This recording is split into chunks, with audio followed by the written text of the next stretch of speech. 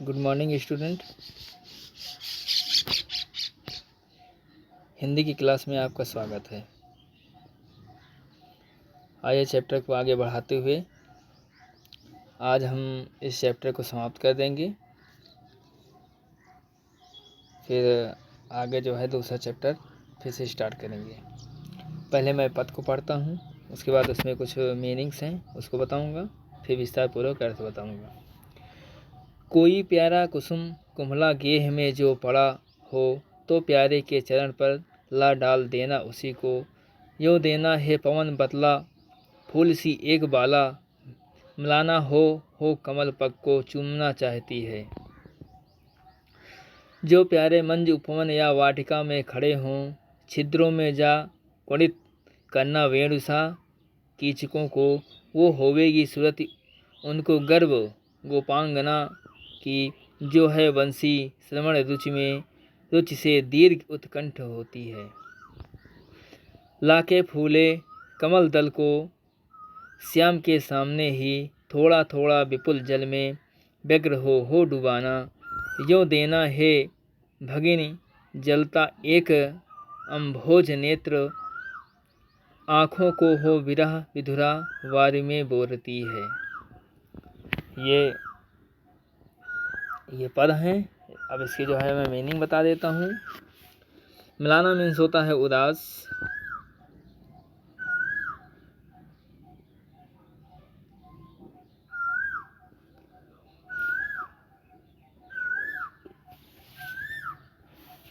क्वणित करना बजाना। कीचकों मीन्स होता है बाँसों। उत्कंठ मीन्स होता है व्यग्र मीन्स होता है व्याकुल। और मैं जो है इसका अर्थ बताता हूँ। कोई प्यारा कुसुम कुमला गेह में जो पड़ा हो, तो प्यारे के चरण पर ला डाल देना उसी को। यहाँ पे जो है राधा जी उस पवन से कहती हैं जिसको जो है अपना दूत बनाकर अपना संदेश श्री कृष्ण के पास भेजना चाहती हैं।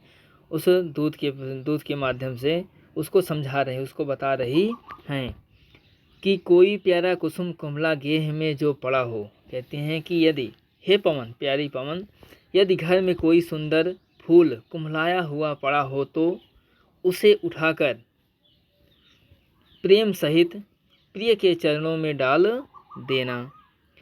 तो प्यारे के चरण पर ला डाल देना उसी को। कहते हैं उस पुष्प को जो है तुम प्रिय यानी मेरे प्रिय श्री कृष्ण के चरणों में लाकर डाल देना।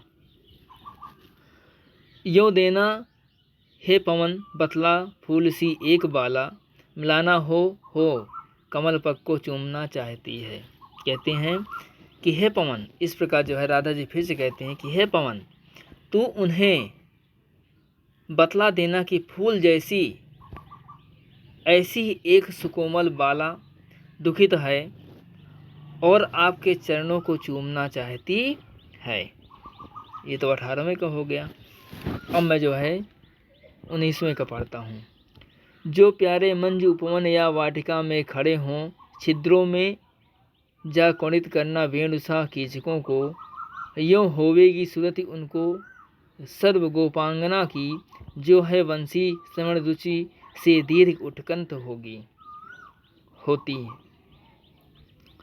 यहाँ जो है कुणित करना मतलब होता है बजाना, कीचकों मतलब बाँसों की जो है, उत्कंठ मीन्स होता है व्याग्र, अब व्याग्र मीन्स होता है व्याकुल। यहाँ पे जो है राधा जी कहती हैं कि जो प्यारे मंज उपवन या वाटिका में खड़े हों। यहाँ पे कहते हैं कि हे प्यारी पवन, यदि मेरे प्रिय सुंदर उपवन या बगीचे में हो, तो बाँसों के छिद्रों से जाकर उन्हें बांसुरी के समान बजाना। जो प्यारे मंज उपवन या वाटिका में खड़े हों, तो छिद्रों में जा कुणित करना, कुणित मतलब बजाना, कुणित करना वेणुसा कीचकों मतलब बाँसों से। कहते हैं कि यदि मेरे प्रीतम यानी प्रिय श्री कृष्ण जो है सुंदर उपवन या बगीचे में हो, तो बाँसों के छिद्रों में जाकर उन्हें बांसुरी के समान बजाना। यों होवेगी सूरत उनको सर्व गोपांगना की, जो है वंशी श्रवण रुचि में दीर्घ उत्कंठ होती। कहते हैं इस प्रकार से उन्हें उन गोपियों का स्मरण होगा।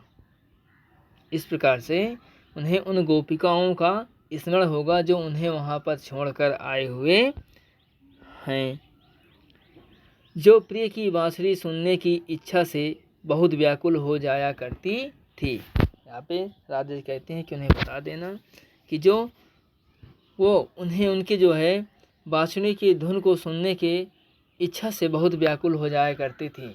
जब वो किसी दिन अगर उनकी बांसुरी की आवाज़ नहीं सुनती थी तो वह अत्यधिक व्याकुल हो जाती थी। लाके फूले कमल दल को श्याम के सामने ही थोड़ा थोड़ा विपुल जल में व्यग्र हो डुबाना, यूँ देना ए भगनी जलता एक अम्भोज नेत्रा, आँखों को हो विरह विधुरा वारी में बोरती है। अब यहाँ पे जो है फिर राधा जी कहती हैं कि हे प्यारी पवन, प्रिय के सामने एक खिले हुए कमल पत्र को लाकर व्याकुलता के साथ थोड़ा थोड़ा जल में डुबाना, लाके फूले कमल दल को श्याम के सामने ही थोड़ा थोड़ा विपुल जल में व्यग्र हो डुबाना। व्यग्र मतलब व्याकुलता से। कहते हैं कि प्रिय के सामने एक खिले हुए कमल पत्र को लाकर व्याकुलता के साथ थोड़ा थोड़ा जल में डुबाना, यूँ देना हे भगनी जलता एक अम्भोज नेत्रा, आँखों को हो विरह विधुरा वारी में बोरती है। यहाँ पे कहते हैं कि हे बहन, हे प्यारी पवन, इस प्रकार उन्हें बतला देना कि कमल जैसे नेत्र वाली राधा आपके वियोग में दुखी होकर अपनी आँखों को इसी प्रकार जल में डुबोए रखती है, अर्थात अपने नेत्रों को अश्रु पूरित रखती है। कभी अब अपने नेत्रों से अश्रु को हटने नहीं देती है, अर्थात आपके वियोग में जो है वो दिन रात उसके नेत्रों से अश्रु की धाराएं बहती रहती हैं। उसको देखकर ऐसा लगता है, ऐसा प्रतीत होता है जैसे वो स्वयं को जो है एक तालाब में या नदी में जो है वह अपने नेत्रों को जो है उस पर डुबोए रहती है।